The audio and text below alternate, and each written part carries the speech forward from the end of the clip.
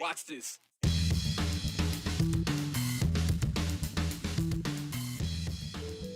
It's Friday, and what a week it was at the Idaho State House. With more than 400 bills introduced so far this session, we're going to recap a couple that made some moves this week. Some winners, some losers, and one causing one lawmaker to quit.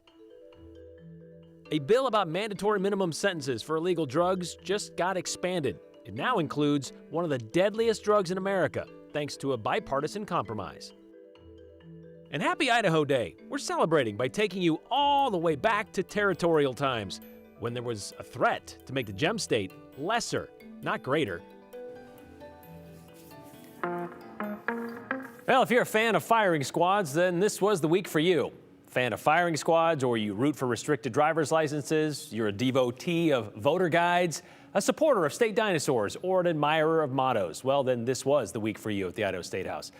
Bills pertaining to those things all advanced through the legislature. Then again, if you're contrary to taking away college IDs for voting, or you're a defender of drag shows in public, or a rival of making voter initiatives more difficult, this wasn't the week for you, since all of those also moved one step further in our legislative process. There were some setbacks, though, especially for the Freedom Caucus and the moral minority when it comes to using public money to pay for private education and libraries. Here's the week that was at the Capitol and what you had to say about it. The education savings account established by this bill lets parents fully customize their child's education. Monday, the Idaho Senate finally took up the $45 million education savings account bill, a controversial take on school choice, which proponents point to as the savior of our kids' education. Our schools are giving us a bad product, and we continue to throw money at it every year. This bill would allow once again, families to pull their kids out of an unhealthy situation and either homeschool them or put them into a private school. Opponents of the bill were worried about no cap on what the program could cost and who it would help most. In a study of Arizona ESA program enrollment data, Grand Canyon Institute found that the accounts primarily benefit wealthier families. A lack of accountability was also a problem. As I did mention, accountability does begin with parents. As well as having little regard for Idaho's 36,000 special education students. If you are a parent, especially if you are a parent of a child with disabilities, you do not have any rights in this legislation because a private school can deny or withdraw your child for any reason. The bill, the secretary will call the roll, failed. Adams. 12 Ruckty. to 23. Schroeder. The Senate President Pro Tem explained his nay this way. Specifically, what was your biggest issue with it? In my opinion, was the idea that only a portion of the money had to be used for education. I didn't understand that, and it wasn't clear how that would work out. The other thing was they set up a parental oversight committee, which is a good idea, but in order to be on that committee, you had to have a child in the program, and they had to have received money. So to me, that created immediate conflict of interest with taxpayer dollars. So this one was just pretty wide open, that was the problem? Pretty wide open, yeah. Which is what many of you took issue with as well. Such a relief to see the most extreme ESA bill go bye-bye. Idahoans want tax money attached to accountability, said Tammy. Wow, never thought I'd be thanking Chuck Winder for anything, but really appreciate his stand against the ESA bill, said Cecil and Meridian. This is really challenging. In the House Education Committee Wednesday, it was a tale of two library bills. This does not hurt librarians, but holds the institution responsible. One would put a civil penalty of $10,000 on any library or school, which allows a child to check out any book some might consider harmful to minors. Madam Chair Yamamoto. Yes. House Bill 139 failed to advance by a vote of 9-8. So the substitute motion to hold 139 in committee has passed. The other, House Bill 227, there's parts here that are going to offend everybody, and that's why it makes it a good bill. So would require school and local library boards to set up policies to pick and limit the materials on their shelves, including kids getting a parent's permission for a library card, something most libraries already do. I move that we send House Bill 227 to the House floor with a do pass recommendation. But before the committee could vote on what they do with it, all in favor of adjournment say aye. Aye. Opposed, same. No. They adjourned, essentially ending the bill. So we are adjourned. KR from Boise offered this on the legislature leaning into libraries. If parents don't want their children reading specific books, then don't allow them to read those books. Quit trying to control and eliminate books others might want to read. Nick sees a connection between the two issues. It seems the same people who want public school money to fund private and homeschooling are the same people against library materials and drag. Same people who don't want the government in their business want it in ours. Seeing is people dictating how everyone else raises their families. They want others to pay penalties for responsibilities that aren't theirs. He says we're seeing this done in the name of the Lord. Okay, so there's also a connection between that Wednesday House Ed meeting and what is left of that committee by Thursday.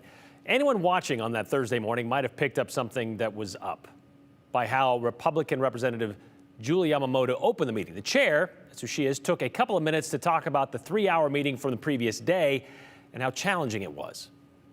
And there was a word that was thrown around several times, shame.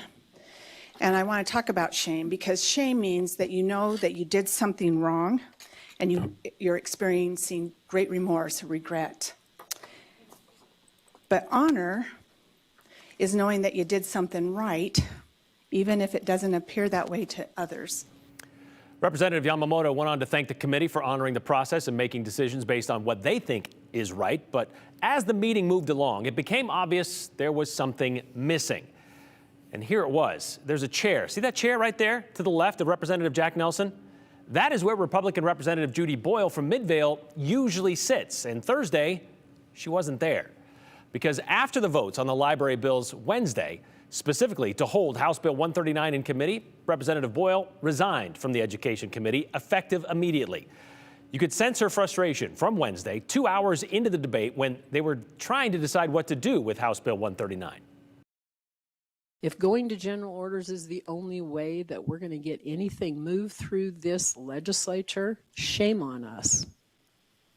But I would support that if that's the only little minute thing we can get to protect our kids. It is our duty to do that. And as a mom and a grandma, I am ashamed if we cannot. There's that shame word again. So after serving on the House Education Committee since 2011, Representative Boyle has decided to take her ball and go home, telling us today she's not going to sit there anymore with those people. She's done. I was just appalled that the majority of our committee thought it was okay to protect porn instead of kids. And that was the limit for me. And it's not because I was on the losing end of that. It's because I honestly think we should protect children. Well, the phrase protecting porn instead of kids is kind of a heavily loaded one. Is it pornographic or is it just graphic? Representative Boyle Representative Boyle says she plans to use her time now that she has in a much more constructive way, focusing more on her House resources and conservation and agricultural affairs assignments instead of education. She turned in her resignation letter this morning to Speaker of the House, Representative Mike Moyle, who will now decide who will sit in that seat for the rest of this session. So you can see a lot goes on in these committee rooms and outside even. People have strong feelings about the bills that pass and don't pass. Another example of that is House Bill 67 from last month. It set out to add fentanyl to Idaho's mandatory minimum statute. It makes it so if you have a sufficient amount of any drug included in the statute, you could be found guilty of drug trafficking. And the minimum sentence the judge is required to issue to you is 3 years for the lowest offense. Law enforcement strongly supported the bill. However, it stalled in committee. But now a new set of bipartisan bills sponsored by Representative Boyle and House Democratic leader Alana Rebel could be the compromise lawmakers are looking for. Andrew Bartline talked to both of them today, even with police. So I guess the question with this is, what's different? What's the common ground here?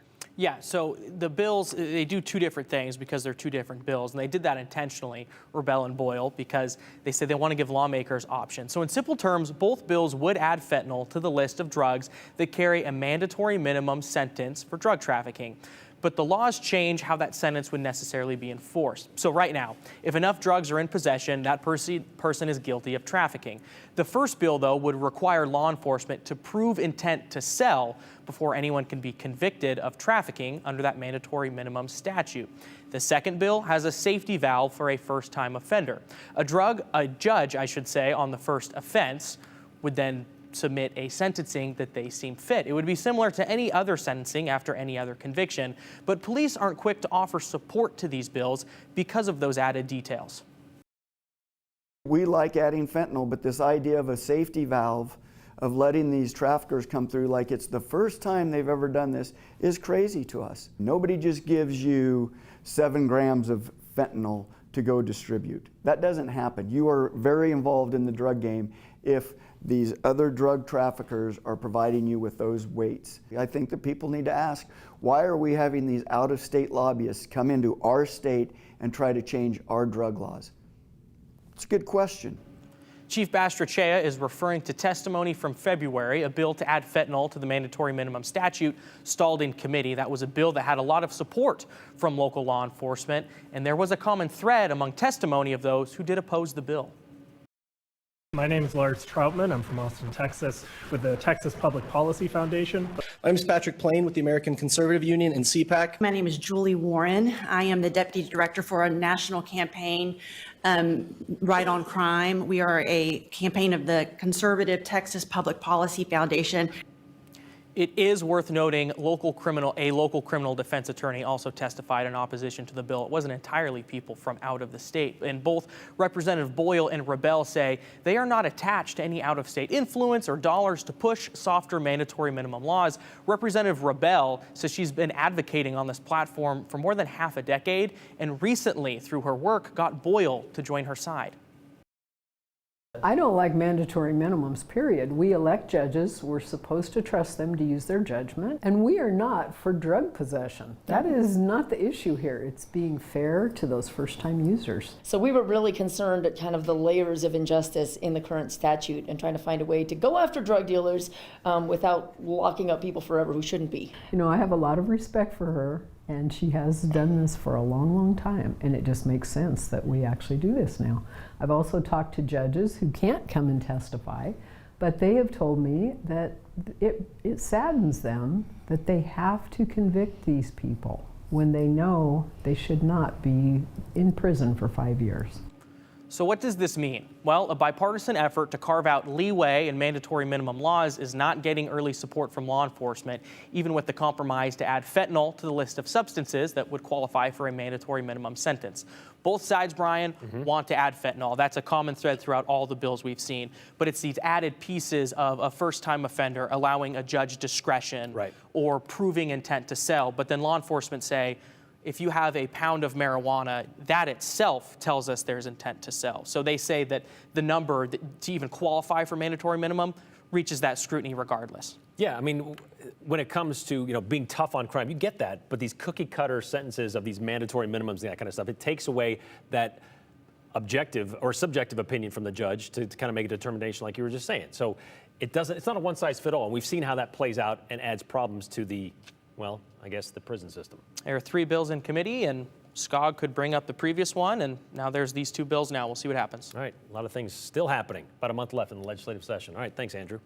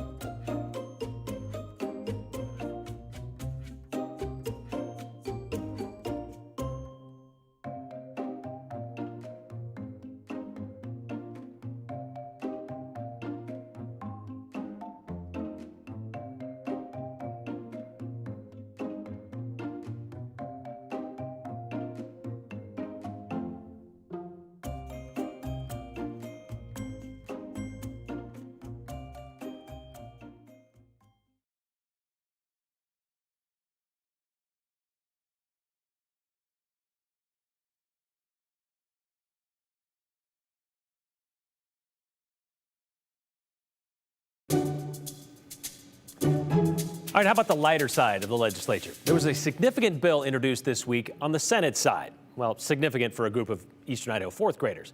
You know, fourth grade is when you learn about Idaho, the geography, the history, the cultures, and the state symbols. And if enough lawmakers dig it and Senate Bill 1127 runs its way through the legislature, we could have a new one of those. A creature from the Cretaceous period could be part of fourth grade studies for future Idaho students. Good morning and welcome. Maybe you missed it during Monday's Senate State Affairs Committee hearing. I am testifying in opposition to Bill 1056. Mixed in the middle of militias. Next, RS 30461, I think. And filings on foster care. Our current statute requires Senator Kevin Cook. And I'm here to introduce a bill. Slipped in one of this session's most important bills. It represents some of our most valued individuals in the state of Idaho, and that is a bunch of fourth graders. Fourth graders who lobbied legislators and wrote letters. In their very, very best handwriting and their very best English, they stated why the state of Idaho needed a state dinosaur. That dinosaur? Eryctodromeus. Eryctodromeus.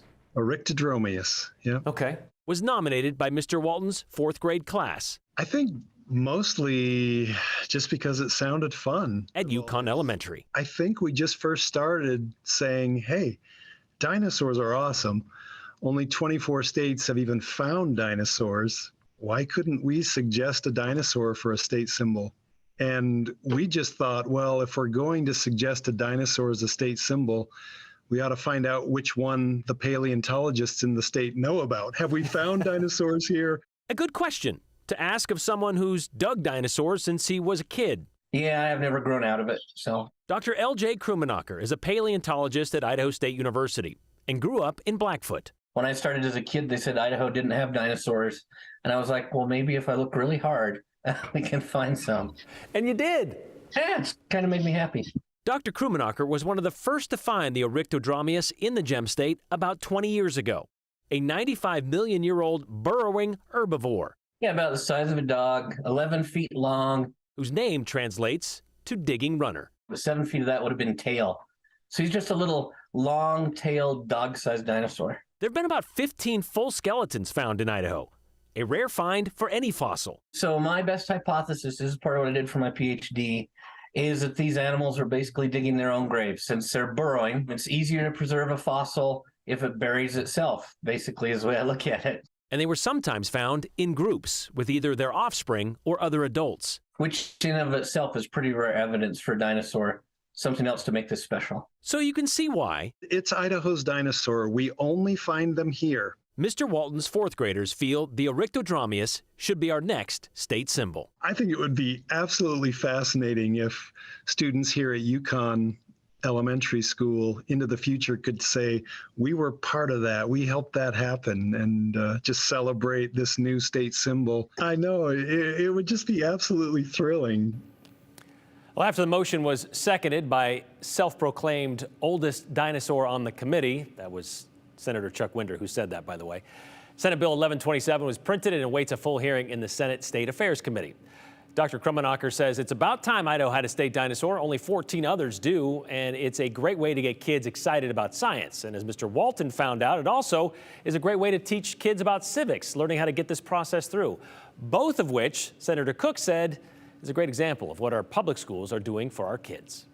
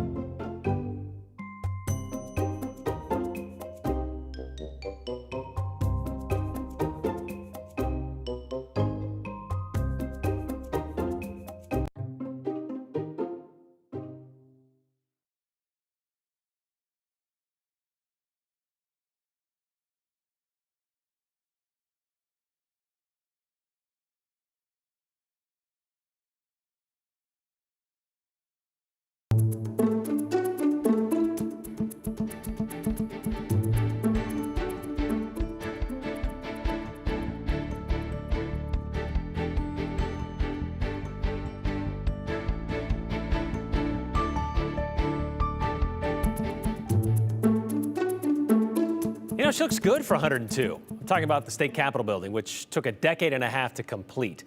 The dome and the central part were built from 1905 to 1912. The wings, well, the House and the Senate chambers where those live, they were built from 1919 to 1920. It was dedicated March 3rd, 1921 to the people of the Gem State, 102 years ago today, the day before Idaho Day, which happens to be March 4th, the day Idaho became a territory, and the day that became Idaho Day, thanks to Governor Butch Otter signing House Bill 378 into law in 2014. That day is tomorrow, but the statute specifically says if March 4th falls on a Saturday, the preceding Friday shall be celebrated as Idaho Day. So here we are. And we thought we'd get the party started early by serving up some history of Idaho Day, how Idaho became Idaho. 80 Okay, so 175 years ago, the middle of the 1800s, Idaho was just the eastern edge of the Oregon Territory.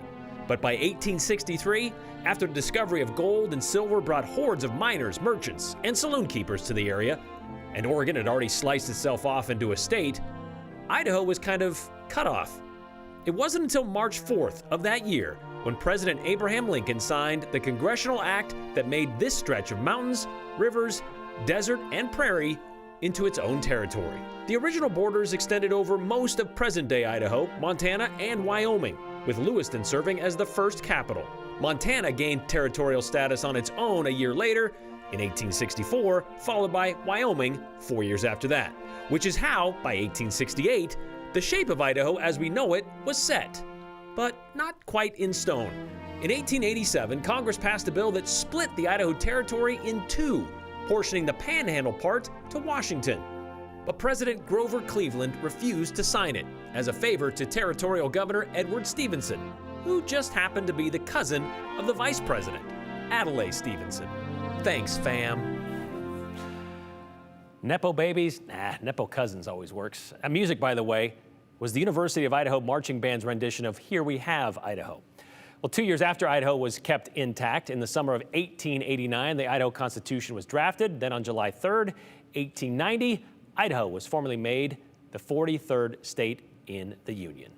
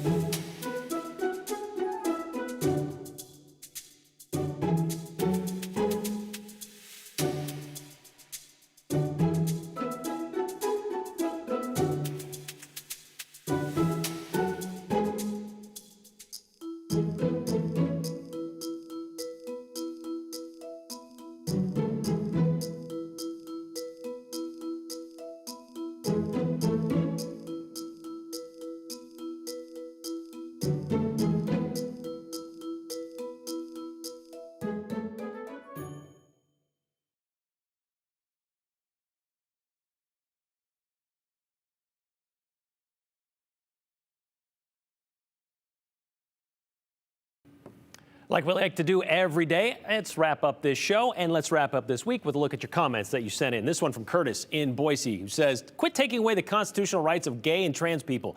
Do what you all promised when you campaigned. Fix the property tax problem. There are some bills out there, but they haven't really made much headway. We're told, we talked about that this week, and we were told that we could see something hopefully soon. What a novel concept. Allow a judge to actually be a judge. Mandatory minimums are an insult to the judicial system and have little impact on the war on drugs, says Ken. Before you vilify the libraries, check your kids' browsing history, says Tim in Meridian. They were talking, though, about whether public money should help pay for such books that they don't agree with on the library shelves. A phone, that's something you take care of at home. Why are we getting a dinosaur added to the state? We have hundreds in the house. Yeah, we've seen lots of those. Lots of people referring to the legislators as dinosaurs. We get it. Only in Idaho would you have fourth graders acting like adults and adults acting like ill-mannered fourth graders. We'll see you next week.